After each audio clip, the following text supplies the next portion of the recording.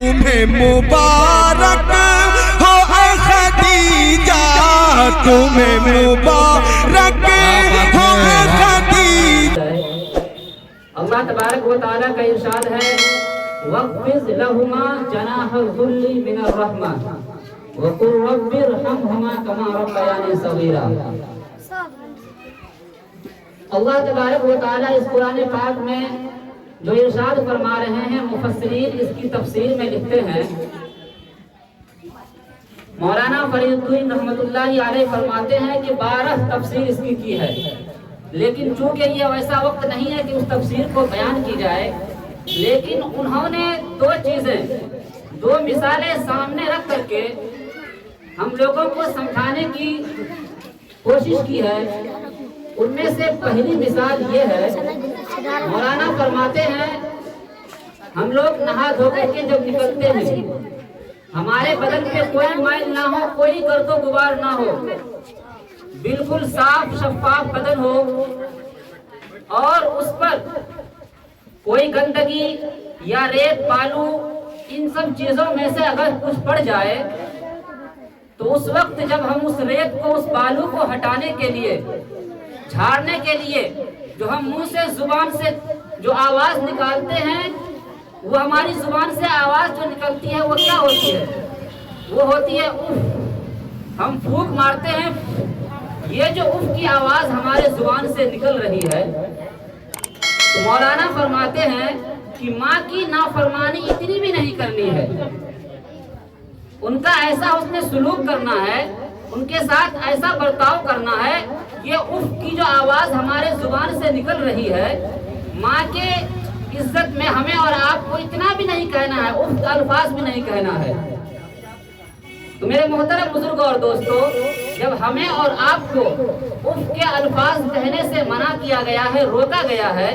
تو ہمیں اور آپ کو سمجھنا چاہیے کہ جب اف کے الفاظ کہنے سے ہمیں منع کیا جا رہا ہے، روکا جا رہا ہے، تو ماں کی عظمت ہمیں کتنی کرنی چاہیے اور ان کا احترام کتنا کرنا چاہیے۔ مولانا دوسری مثال دے رہے ہیں اور سمجھا رہے ہیں، اگرچہ وہ مثال آپ کو جب میں بتاؤں گا سمجھے بات آئے گی۔ مولانا فرما رہے ہیں کہ جب آپ کے والدین میں سے کوئی بیمار ہو جائے، سمجھ لیجئے کہ بستر مرگ پر ہے، بالکل مرنے کے قریب ہیں، ان کا بول و براز یعنی کہ پاخانہ یا پیشاب وہ خود سے مطلب صفائی نہیں کر پاتے ہیں یا اٹھ کر نہیں جا پاتے ہیں، بستر پر ہی ان کا یہ سب ہو جاتا ہے۔ اب ان کی صفائی تو کرنی ہی ہوگی، لیکن ان سے پہلے کیا ہوتا ہے؟ اگر ماں ابھی کچھ کم بیمار ہے، ابھی صحیح سالم ہے، تب تک وہ گھر میں رکھتے ہیں، ان کی دیکھ و ریکھ کرتے ہیں، لیکن کب تک؟ 10 دن، 15 دن، 20 دن، لیکن سب پھر اپنے کام پہ نکل جاتے ہیں، اپنے کاروبار میں لگ جاتے ہیں، پھر وہ چلے جاتے ہیں۔ پھر اس کے بعد کیا ہوتا ہے؟ اگر وہ کھانسی زیادہ کرنے لگے، بیمار زیادہ پڑ جائیں، تو پھر ہم ان کو اپنے گھر سے کیا کرتے ہیں؟ نکال کر کے برآمدے والے روم پہ رکھاتے ہیں، اور ہم یہ آپس میں گفتگو کرتے ہیں کہ ہر وقت کھانستی رہتی ہے، بیمار رہتی ہے، اس سے انفیکشن ہوگا، دوسرے لوگ بیمار پڑیں گے۔ اگرچہ ان کے سامنے یہ سب باتیں نہیں ہوتی ہے، یا آپ کی زبان سے یہ سب باتیں نہیں نکلتی ہوگی، ہم مانتے ہیں، لیکن دل میں یہ بات ضرور آتی ہوگی، یا آپس میں کچھ گفتگو ضرور ہوتی ہے کہ ماں کو برآمدے پہ، روم پہ دے آؤ، لوگ دیکھنے کے لیے آتے ہیں، ہمیں دقتیں ہوتی ہیں، اس لیے اس کو برآمدے پہ رکھاتے ہیں۔ جب ان کے بول و براز کا نمبر آتا ہے، پخانہ پیشاب وہ کرتے ہیں، جب ان کی صفائی کا معاملہ آتا ہے، تو مولانا یہ فرماتے ہیں کہ جب ان کی صفائی کرنے کے لیے، چاہے ان کی بیٹی ہو یا رشتہ دار ہو، کوئی بھی ہو، جب وہ ان کے پاس آتی ہیں اور ان کی صفائی کرتی ہے، اس صفائی کے وقت ظاہر سی بات ہے، گندگی ہے، پخانہ پیشاب ہے، بدبو تو آئے گی ہی۔ اس پخانہ پیشاب کو صفائی کرنے کے لیے جو پٹی باندھ کر یا ناک پر کپڑے کو رکھ کر کے ہم اور آپ صفائی کرتے ہیں، مولانا فرماتے ہیں کہ یہ بھی ماں کی نافرمانی میں داخل ہے۔ ہمیں اور آپ کو یہ بات سمجھ میں نہیں آئے گی، ہم تو یہ کہہ رہے ہیں گندگی ہے، بدبو آ رہی ہے، اگر ناک پر پٹی باندھ لے تو اس سے کیا ہوگا؟ ہوگا تو کچھ نہیں، لیکن جب آپ اس سے کترائیں گے، ناک پہ پٹی باندھیں گے، اپنی ناک کو ڈھانکیں گے، تو آپ کے والدین، چاہے وہ ماں ہو یا باپ ہو، جب آپ کو دیکھیں گے ایسے کرتے ہوئے، اگرچہ وہ بیمار ہیں، لیکن ہو سکتا ہے ایسا ہو کہ نہ ہو، لیکن ہو سکتا ہے کہ ان کے دل میں یہ بات آئے کہ یہ مجھ سے گھن کر رہے ہیں، اس لیے انہوں نے ناک پر پٹی باندھی ہے۔ صرف اور صرف اتنا خیال آنے کی وجہ سے مولانا فرماتے ہیں کہ یہ بھی ماں کی نافرمانی میں داخل ہے۔ تو میرے محترم بزرگوں اور دوستو، آپ نے ان دونوں مثالوں سے یہ بات آپ نے ضرور سمجھ لیا ہوگا کہ ماں کی ہمیں اور آپ کو کتنی قدر کرنی چاہیے اور کتنی عظمت کرنی چاہیے۔ اور جو میں نے قرآن پاک کی تلاوت کی ہے وَخْفِضْ لَهُمَا جَنَاحَ الذُّلِّ مِنَ الرَّحْمَةِ، اس قرآن پاک کی آیت میں تفسیر میں یہ فرماتے ہیں کہ آپ چاہے حافظ ہو یا عالم ہو یا قاری ہو یا آپ پروفیسر ہیں یا پرنسپل ہیں یا انجینئر ہیں، آپ کچھ بھی ہیں، وہ اپنی جگہ ہیں۔ جیسے کہ چڑیا کو آپ دیکھتے ہیں آسمان میں اڑتے ہوئے، جب وہ اڑتی ہے آسمان میں جاتی ہے، جب وہ واپس زمین پہ لوٹ کے آنا چاہتی ہے، آپ دیکھتے ہوں گے کہ آسمان میں وہ اپنے پر کو پھیلا کر کے چلتی ہے، پھیلا کر کے اڑتی ہے، لیکن جب وہ واپس آتی ہے زمین پر تو اپنے پروں کو وہ سکوڑ لیتی ہے، موڑ لیتی ہے، تب وہ زمین پہ اترتی ہے۔ تو اسی کی مثال دے کر کے فرما رہے وَخْفِضْ لَهُمَا جَنَاحَ الذُّلِّ مِنَ الرَّحْمَةِ،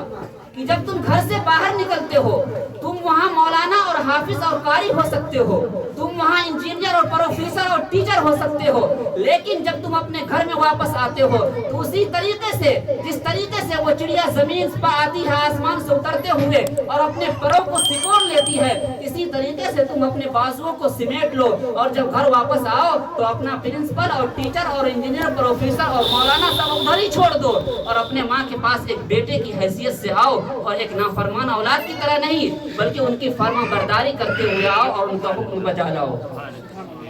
میرے محترم بزرگوں اور دوستو، اور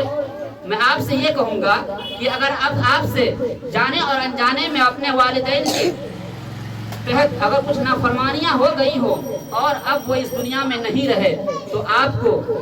گھبرانے کی ضرورت نہیں ہے۔ حدیث پاک میں ہے کہ آپ ان کے ملنے والوں سے، ان کے رشتہ داروں سے حسن سلوک کریں اور ان کے ساتھ عزت و احترام کا معاملہ کریں اور اللہ تبارک و تعالی سے ان کے لیے دعا اور استغفار کریں اور اپنے لیے معافی اور توبہ استغفار کریں۔ امید ہے اللہ تبارک و تعالیٰ کی ذات سے ہمیں پوری امید ہے اللہ تبارک و تعالیٰ ہمیں اور آپ کو معاف فرما دیں گے۔ ہمیں ان سب باتوں پر عمل کرنے کی توفیق عطا فرمائے۔ وقت بہت کم ہے اس لیے میں اپنا وقت دے رہا ہوں۔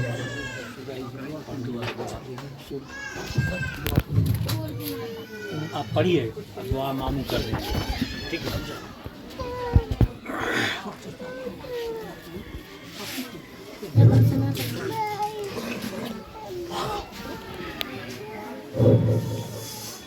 درود شریف پڑھ لیجیے۔ اللہم صلی علی محمد وعلی آل محمد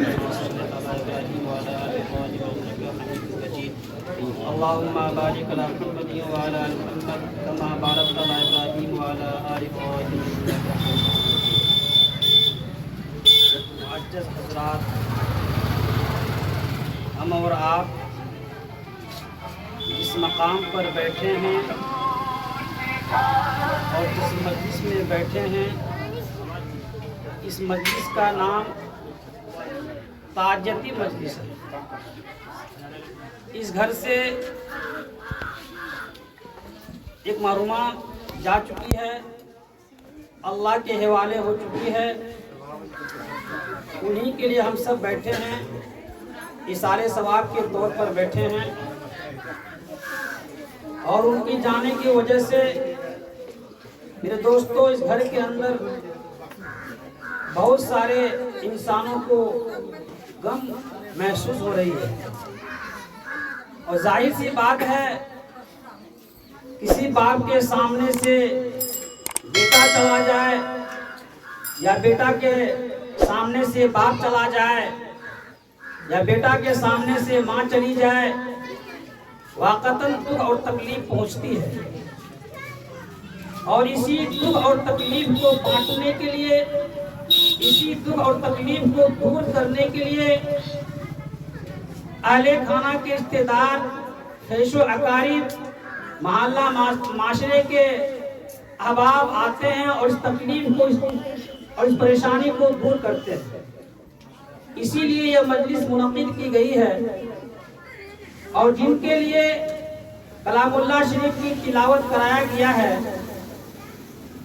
ہم اور آپ جو کچھ بھی پڑھے ہیں ان کے لیے دعا کریں گے کہ اللہ تعالیٰ اس کلام اللہ کے صدقے طفیل میں ان کی مغفرت فرمائے اور ان کے وارثین کو ان کے بال بچوں کو اللہ تعالیٰ صبر کرنے کی توفیق عطا فرمائے اور اس صبر کا بدلہ دنیا اور آخرت دونوں جہان میں عطا فرمائے. ہم سب بھائی مل کر کے دعا کرتے ہیں.